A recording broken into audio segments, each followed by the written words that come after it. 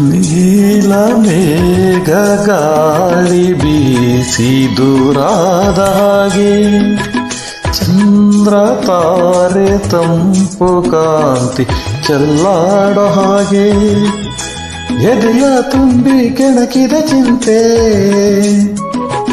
ಕರಗಿ ಕರಗಿ ಬನಿಯಂತೆ, ಮನ ಹುಯ್ಯಾಲೆಯಂತಾಗಿ ತೂಗಾಡಿದೆ.